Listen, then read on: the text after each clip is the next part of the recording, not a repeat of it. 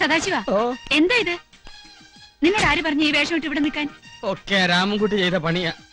ഇന്നലെ എന്നെ കൈക്കോട്ടുകൊണ്ട് അടിച്ചു കൊല്ലാൻ ശ്രമിച്ചു, ഇന്ന് എന്നെ കൈ കൊണ്ടടിച്ചു. എന്നിട്ട് വേഷം ഇടിവിച്ച് എന്നെ നിർത്തിച്ചു. എന്നിട്ട് പറഞ്ഞു മാഡത്തിന് തരാൻ വേറൊരു വേഷം തയ്പ്പിച്ചു വെച്ചിട്ടുണ്ടെന്ന്. അതെന്ത് വേഷം? പിശാചിന്റെ വേഷം. ചേച്ചി ചേച്ചി, അവനെന്നെ തല്ലി. ആര്? ആ രാമൻകുട്ടി, മായയുടെ ഭർത്താവ്. നിന്നോടാരാ ഈ ജോലി ചെയ്യാൻ പറഞ്ഞേ? രാമൻകുട്ടി സാറ്. ആരാടി നിന്നൊക്കെ ഈ ജോലി ഏൽപ്പിച്ചത്? രാമൻകുട്ടി സാറാ. അമ്മായി, എന്തായി കാണിക്കുന്നത്? എന്നാലും മോളെ, എനിക്ക് ഈ ഗതി വന്നില്ലേ. ഇന്നലെ വരെ ഞാനൊരു കർച്ചീപ്പ് പോലും കഴുകാത്തല്ല മോളെ. കണക്കിന് പോയി അവന്റെ ഉടുതുണി പോലും ഞാൻ കഴുകേണ്ടി വരില്ലേ മോളെ? എന്താ ചേച്ചി, എന്നെ വിളിച്ചോ?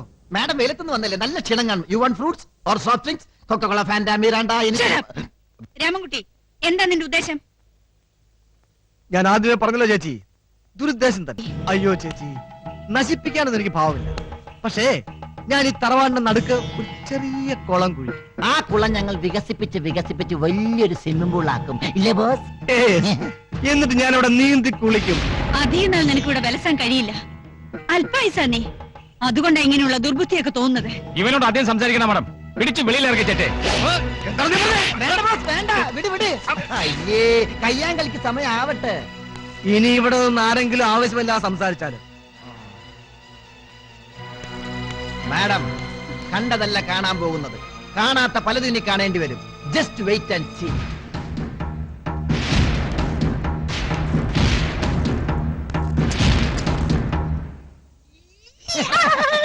കൂർക്ക ചേച്ചി.